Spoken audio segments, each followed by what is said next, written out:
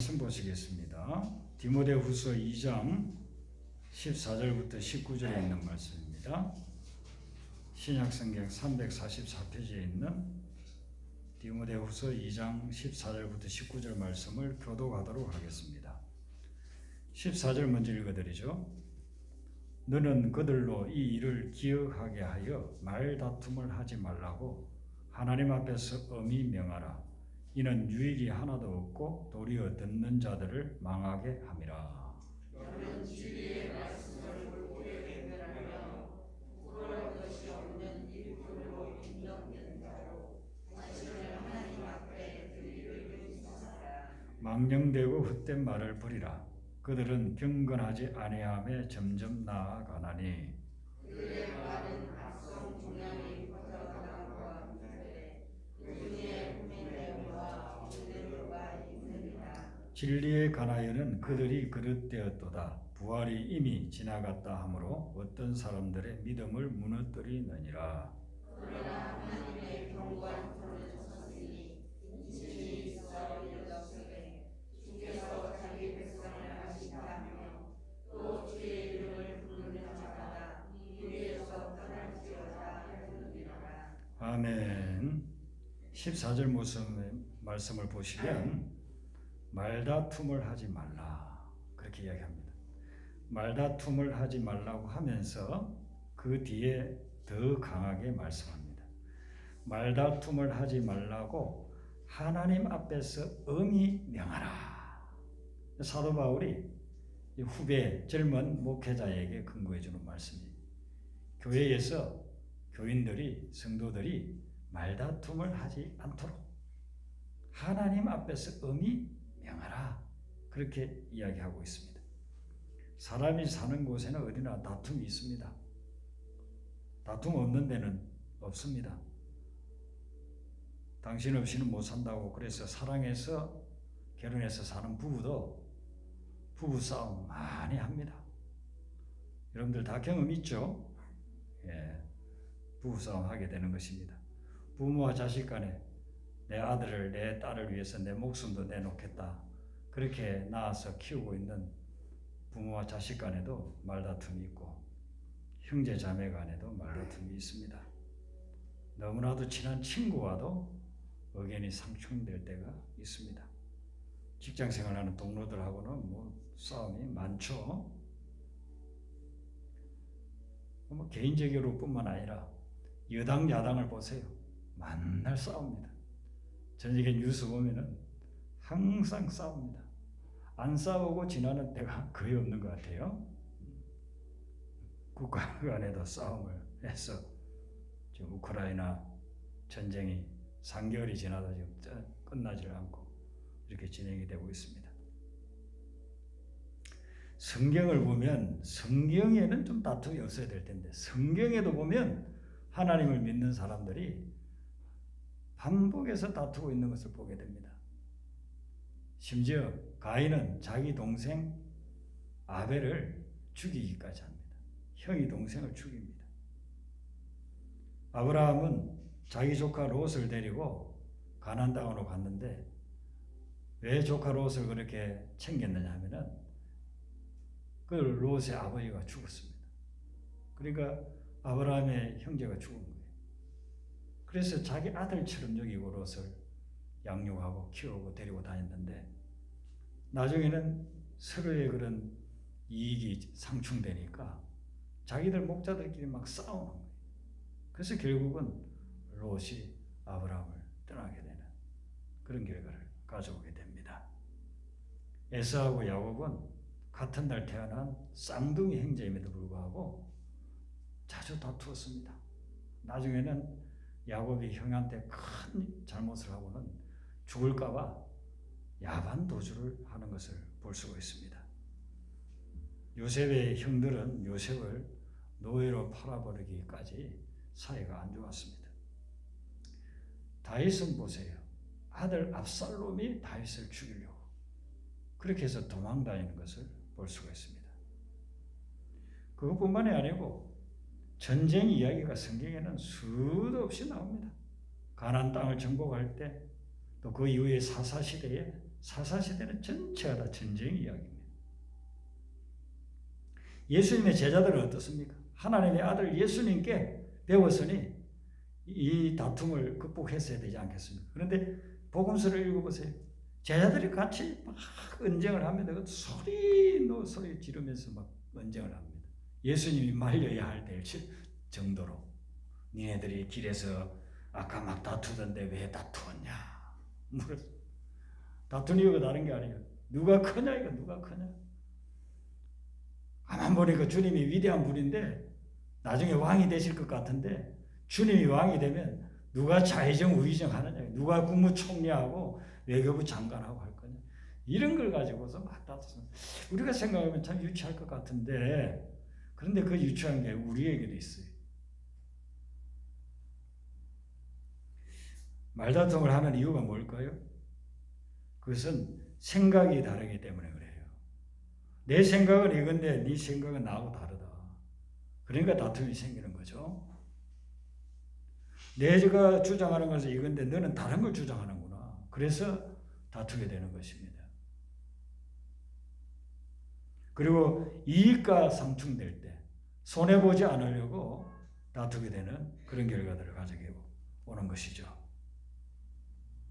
그러면 이런 다툼이 일어날 수 있는데 이 다툼은 좋은 결과를 가져오지 않는다는 것입니다. 14절 하반절에 보시면 이는 유익이 하나도 없고 말다툼은 우리에게 유익을 전혀 갖다 주지를 못한다는 것입니다. 도리어 듣는 자들을 망하게 한다 그랬습니다. 교회에서 싸우는 걸 보고 젊은 청년들이 교회를 아예 안 다닌다. 그러면 다툰다는 게 얼마나 이 잘못된 그런 결과를 그 영혼을 망하게 하는 거예요. 그래서 다투지 말라고 하나님 앞에서 엄히 명하라고 그렇게 이야기를 합니다. 다투지 않으려면 어떻게 해야 되느냐 하면은 내가 생각하는 기준을 바꿔야 돼요. 그래 내 생각을 하나님의 생각으로 바꿔요. 그리고 내가 주장하는 것을 하나님의 말씀에 비추어서 봐야 되는 거예요. 그러니까 네 생각, 내 생각, 네 주장, 내 주장 이렇게 하면 항상 부딪히게 되어 있습니다. 그런데 각자가 하나님의 생각은 무엇인가? 하나님의 말씀은 무엇인가? 이걸 생각해야 그래야만 그 다툼을 중단시키고 화해할 수 있다는 것입니다. 그리고 우리는 하나님을 믿으면서 내가 손해보겠다 이런 각오를 하고 믿어야 돼요. 그러니까 하나님 믿는 사람은 손해볼 때가 많아요. 하나님 믿으면은 안 믿는 사람보다 많은 축복을 나중에 받게 되지만 주님을 믿고 나아가는 그런 과정에서는 하나님 믿는 것 때문에 예수님 믿는 것 때문에 손해봐야 될 때가 많습니다. 당장 여러분들이 인간관계에 어떤 갈등이 있으면 저 사람 안 믿는 사람이고 나는 믿는 사람. 근데 저 사람이 내가 교회 다닌다는 거 알아. 그러면요 저 사람처럼 막 대놓고 할 수가 없어요. 그 사람이 욕한다고 내가 욕할 수도 없고 그 사람이 나를 갖다가 피해를 주신다고 해가지고 내가 똑같이 그냥 피해를 줄 수도 없는. 그래서 예수 믿는 사람들은 이 세상 살아가면서 세상에서는 손해 많이 볼 수 있습니다. 근데 손해보기로 작정을 해야 다툼을 극복할 수 있는 것이죠. 예수님이 우리에게 말씀하시는 것은 어떻게 보면은요 세상에서 바보처럼 살아가는 다른 사람이 내 거 빼앗아가도 그냥 가만히 있어야 되고 다른 사람이 나에게 엄청난 손해를 불러일으키는데도 뭐 그냥 내가 참아줘야 되고 그런데 하나님의 말씀대로 하면 결국에 하나님이 우리의 손을 들어준다는 거예요.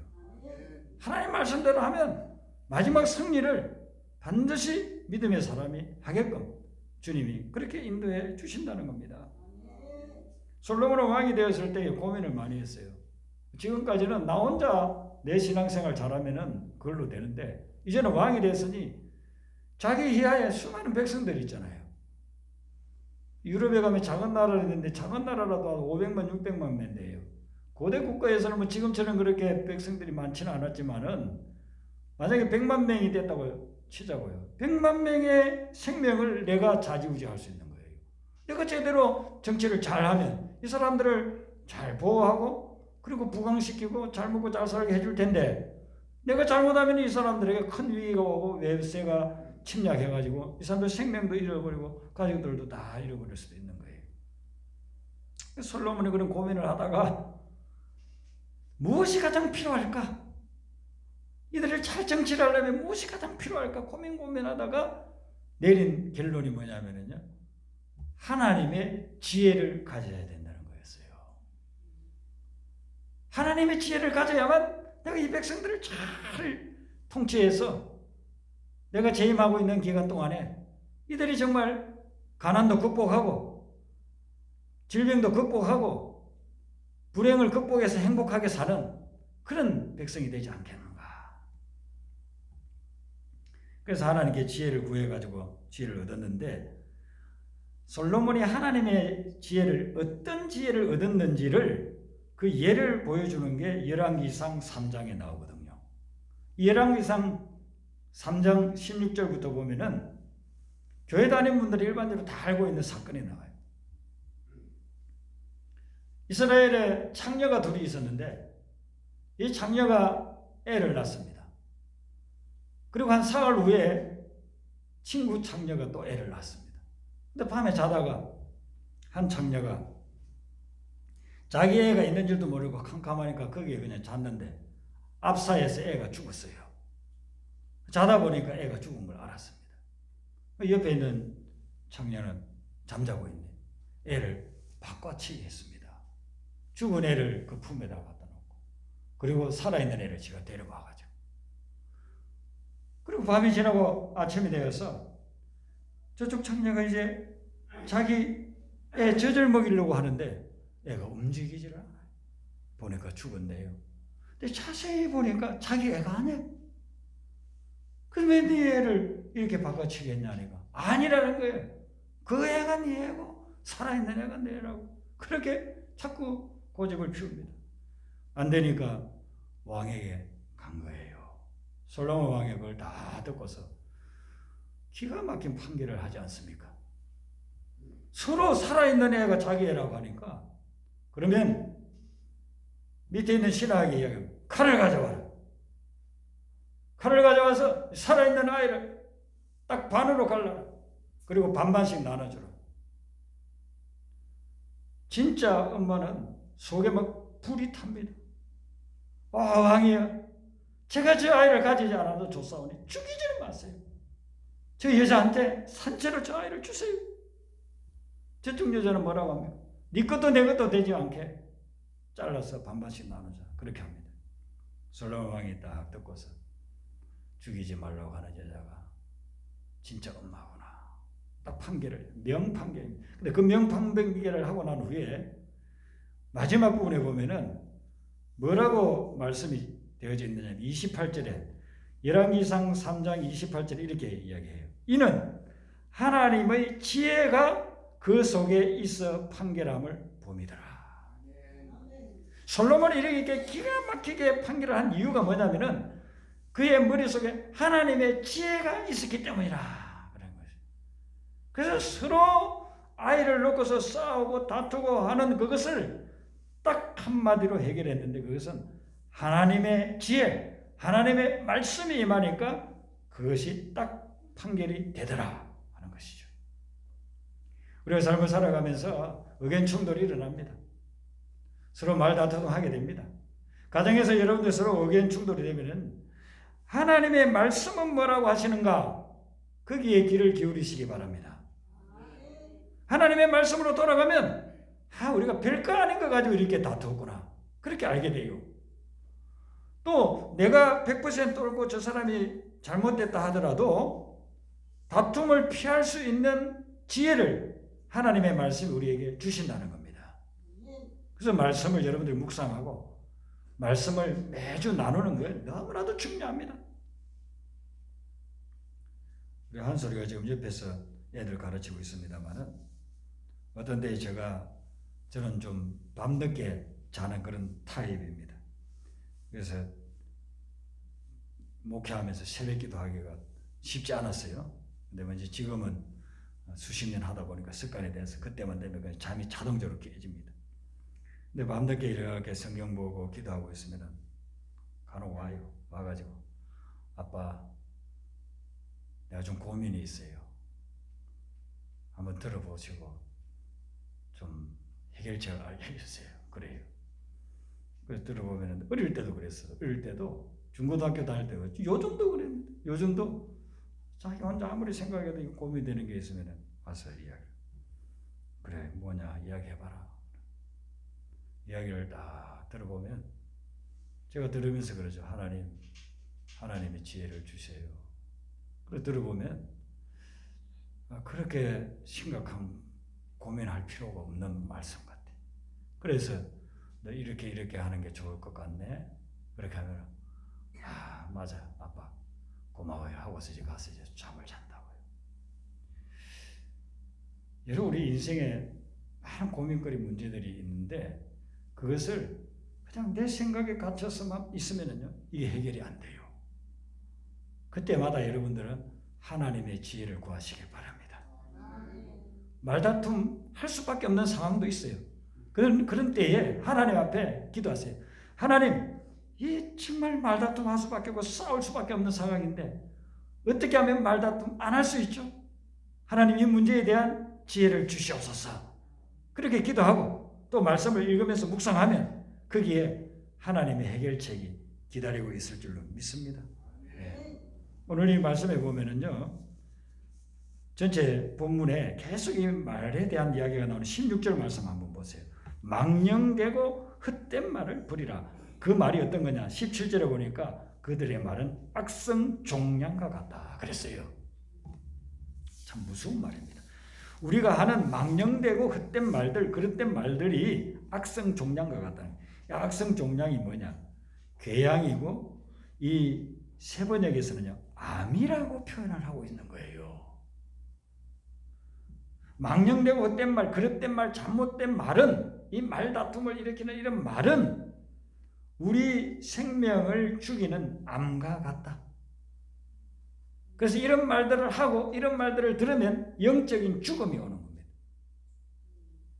그래서 이 악성종량, 암덩어리 같은 이런 말을 우리가 내뱉어서는 안 된다. 그런 이야기를 하고 있는 것입니다. 우리 성도들이 해야 할 말은 어떤 말이냐 하면요. 먼저 진리를 말해야 됩니다. 진실한 말을 해야 됩니다. 진실한 말을 한다는 게 쉽지 않아요. 내가 가만히 있으면 엄청난 유익이 있을 수 있는데 진실을 말해야 해서 내가 손해볼 경우가 있다는 것입니다.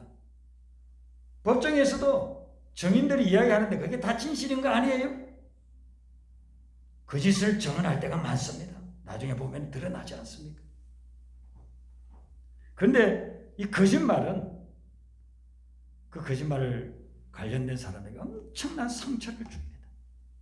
거짓말을 했으면요 어떤 경우는 그 사람의 인생을 파멸로 몰아넣을 수도 있습니다. 거짓 증언한 것 때문에 수십 년을 감옥에서 지내는 사람들이 있습니다. 하지도 않은 일을 했다고 거짓 증언한 것 때문에 수십 년을 감옥에서 지내고 가정이 풍비박산되는 그런 경우들도 있습니다. 그러니까 내 유익을 위해서 거짓말 함부로 한 것이 그 사람의 인생을 완전히 망쳐놓을 수도 있다는 것이죠. 예수님 말씀했습니다. 진리가 우리에게 진짜 자유를 준다 했습니다. 그래서 우리는 진실을 이야기해야 되고 진리를 선포해야 되는 것입니다. 더불어서 우리 믿는 사람들은 사랑의 말을 해야 됩니다. 이 사랑의 말이라는 거에는 좋은 말들이 다 포함이 됩니다.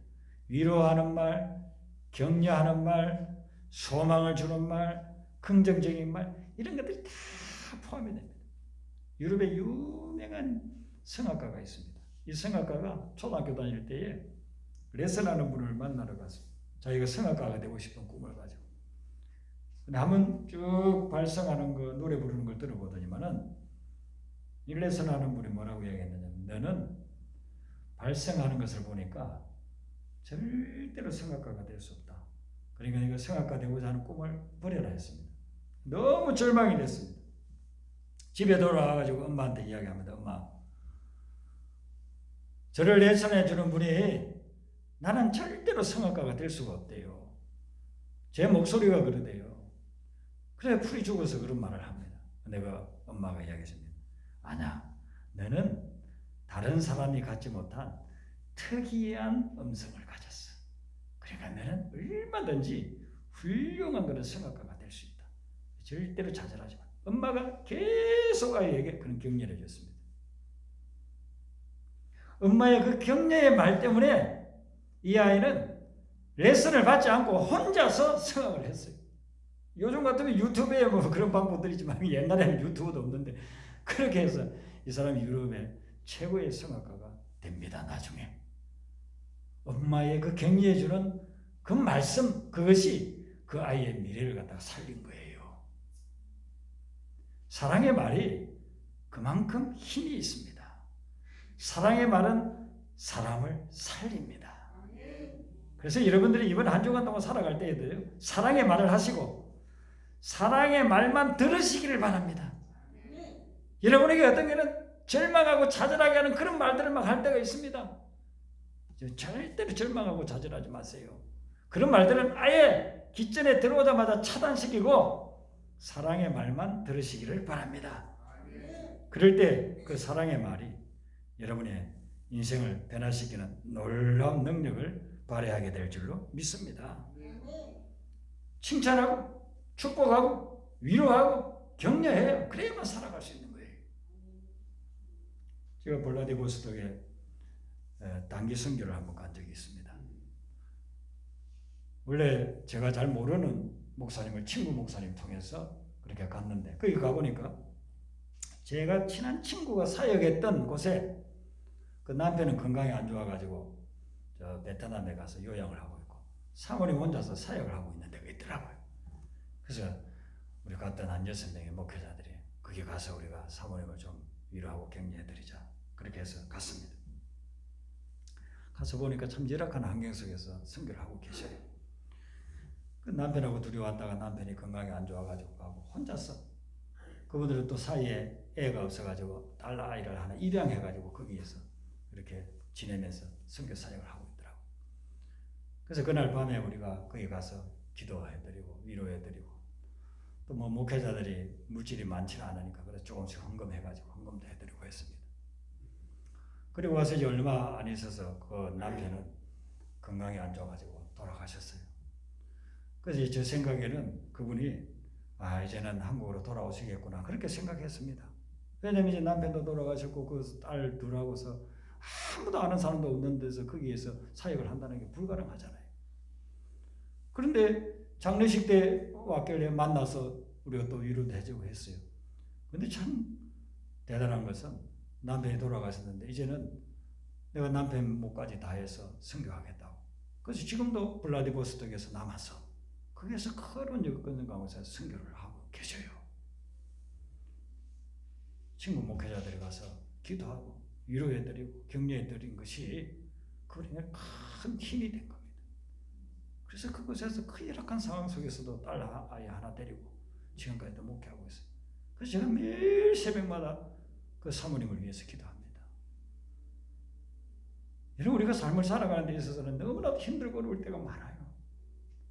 그때 다시 무릎에 힘을 주고 일어설 수 있는 것은 사랑의 말, 위로의 말, 격려의 말을 들어야만 일어설 수가 있는 것입니다. 여러분들이 그렇게 선포도 하시고 여러분들에게 들려오는 것도 잘 분별해서 들으시기를 바랍니다. 마지막으로 한 가지 우리 믿는 사람들이 해야 될 말이 뭐냐면 감사의 말인 것입니다. 감사의 고백인 것입니다. 데살로니가전서 5장 18절에 보면 우리가 늘 외우고 있는 말씀이잖아요. 범사에 감사라 이는 그리스도 예수 안에서 너희를 향하신 하나님의 뜻이라고 그렇게 이야기했습니다. 그러니까 하나님의 뜻이면 하나님을 믿는 사람, 예수님을 믿는 사람은 반드시 순종해 나가야 되는 말씀이잖아요. 하나님의 뜻이라고 했는데 그것이 뭐냐면 범사에 감사라는 것입니다. 범사는 뭡니까? 모든 일에, 모든 상황에 그것이 범사인 것입니다. 여러분들에게 이걸 일주일 동안 살아가면서 겪었던 모든 일들, 그리고 또 일주일 동안 살아가면서 겪은 모든 일들, 그것이 이 범사에 들어간다는 것입니다. 근데 이 범사에는 좋은 일도 있고 나쁜 일도 들어있어요. 건강할 때 다 감사할 수 있죠. 건강할 때도 감사 안 하고 지내는 사람도 많지만 우리 믿는 사람도 건강하니까 하나님 건강 주셔서 감사합니다. 근데 병이 들었다. 감사가 됩니까? 감사가 안 되잖아요. 근데 이 범사에 병든 것도 포함된단 말이죠. 성공했다. 열심히 해가지고 기업이 잘 되고 돈을 많이 벌었다. 감사하죠. 근데 코로나 바이러스 사태를 우리가 통과하면서 하던 사업이 그냥 기울어져 버리고 망했단 말이죠. 그 감사가 되느냐 말이죠. 근데 그 실패한 그것도 범사에 포함이 된다는 것입니다. 건강하고 성공하고 좋은 일들만 일어날 때는 하나님 안 믿는 사람도 룰루랄라 하면서 감사해요. 근데 하나님 믿는 사람은 차이가 뭐냐? 나쁜 일 일어나고 실패하고 병이 들어도 감사할 수 있다는 것입니다. 왜 그러냐면은 로마서 8장에서 주님이 약속해 주시기를 하나님을 사랑하는 자 곧 그 뜻대로 부르심을 받은 자에게는 모든 것이 합력하여 선을 이루기 때문에 모든 것이 합력하여 좋은 일을 이룰 것이기 때문에 내가 지금 실패했지만 감사하면 나중에 그것이 반드시 좋은 쪽으로 결과를 맺게 된다는 거예요. 지금 내가 아프지만은 이 아픈 것 자체를 통해서도 감사하면 그러면 하나님께서 선한 쪽으로 바꿔 주신다는 거예요. 내가 실패했어. 열심히 공부해가지고 시험 쳤는데 실패했어. 한 번도 아니고 막 7번까지 실패했어. 아이고 나는 안 되려나 봐. 주저앉아 버리면 그걸로 끝나는 거예요. 그런데 하나님이 네 7번 실패했냐? 내가 그걸 통해서 너에게 더 좋은 것을 주리라. 그걸 믿고 감사하면 그러면 하나님이 그걸 통해 가지고 놀라운 역사를 일으킨다는 거예요. 목회자들 중에서도요, 정말 힘들고 어렵고 고통스러운 그런 과정을 보내는 목회자들 저 주변에서 많이 봐요. 근데 그때 믿음이 있느냐 없느냐가 결과가 나타나는 거예요. 그때 감사하면서 나아가면 하나님께서 그 감사를 통해 가지고 역사하시고 선을 이루시는 것을 우리가 볼 수 있는 겁니다. 우리가 모든 일에 감사한다는 것이 말씀은 듣고 암송도 하고 설교도 많이 듣지만 잘 안 되는 이유가 뭐냐면은 삶 속에 안 좋은 일들이 너무 많이 일어나니까 그런 거예요. 하나님 저에게도 좀 좋은 일이 일어나서 진심으로 감사할 수 있게끔 좀 한번 해주세요. 그런 기도들 나오잖아요. 근데 좋은 일이 일어나지 않고 좋지 않은 일들이 너무 많이 일어나니까 내 뜻과는 상관없이 그걸 하나님 앞에 굴복하고 감사한다는 게 너무너무 힘든 거예요. 그래서 감사하느냐 안 하느냐는 것은 믿음이 있느냐 없느냐하고 관련되는 거예요. 지금 이런 안 좋은 일 가운데서도 하나님이 이 안 좋은 일을 바꾸어서 선한 일, 좋은 일로 만들어 주실 거라는 믿음이 있으면 감사가 되고 믿음이 안 생기면 불평하고 원망하게 된다는 것이죠. 그래서 여러분들이 이번 한 주간 동안 살아가면서 여러분의 입에서 자꾸 감사를 고백하시기를 바랍니다. 그걸 믿음을 가지고 절대 감사는 절대 믿음에서 와요. 감사하고 또 감사하고 하나님 앞에 믿음을 가지고 감사하게 되면 그 감사의 능력이 여러분의 삶에 나타나게 될 줄을 믿습니다. 우리 말은요 에너지래요. 에너지 그러잖아요. 제가 조용히 여러분들에게 이야기하는 거하고 큰 소리로 여러분들이 이야기하는 거 다르잖아요. 그죠? 이 말에는 에너지가 있어요. 말에는 능력이 있다는 것입니다. 여러분들이 매일 사용하는 말이 어떤 말이냐에 따라서 여러분의 삶이 바꿔져 버려요. 그래서 이번 한 주간 동안 여러분들의 삶을 살아가면서 어떤 일을 당하든지 감사해 보세요. 믿음으로 감사. 그러면 그 감사를 통해서 놀라운 능력이 여러분의 삶에 나타나게 될 줄로 믿습니다. 우리 아까 불렀던 찬송가 546장 부릅니다. 주님 약속하신